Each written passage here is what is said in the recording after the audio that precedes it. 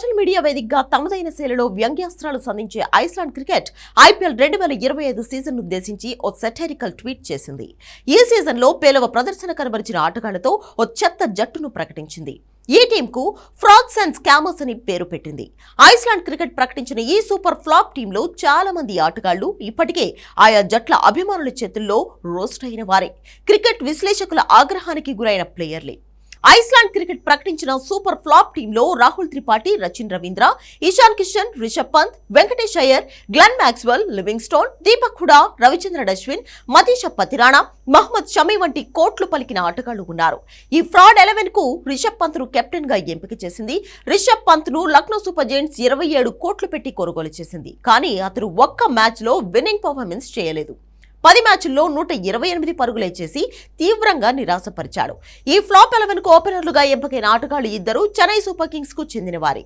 రచిన్ రవీంద్రకు 4 కోట్లు, రాహుల్ త్రిపాఠికి 3.4 కోట్లు పెట్టి చెన్నై తీసుకుంది. కానీ ఈ ఇద్దరు నట్టేటా ముంచేయడంతో చెన్నై లీగ్ దశలోనే ఇంటిదారి పట్టింది. ఇక ఇషాన్ కిషన్ ను సన్ రైజర్స్ హైదరాబాద్ 11.25 కోట్లు పెట్టి తీసుకుంది. కానీ అతను తొలి మ్యాచ్ సెంచరీ మినహా రాణించిందేమీ లేదు. సన్ రైజర్స్ హైదరాబాద్ కూడా ప్లే ఆఫ్స్ చేరకుండానే అస్సాం ట్రైన్ ఎక్కేసింది. ఈ జాబితాలో మరో రిచెస్ట్ ప్లేయర్ వెంకటేష్ అయ్యర్.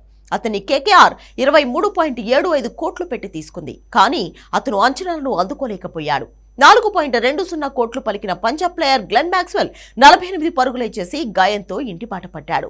8.78 కోట్లు పలికిన లివింగ్స్టోన్ ఆర్సీబీకి భారంగా మారి బెంచ్కు పరిమితమయ్యాడు.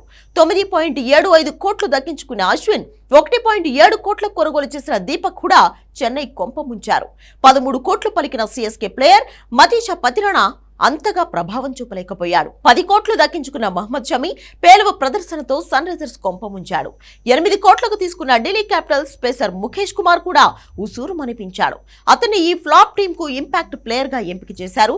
ఈ చెత్త టీంలో 6 చెన్నై సూపర్ కింగ్స్ ఆటగాళ్లే కావడం విశేషం.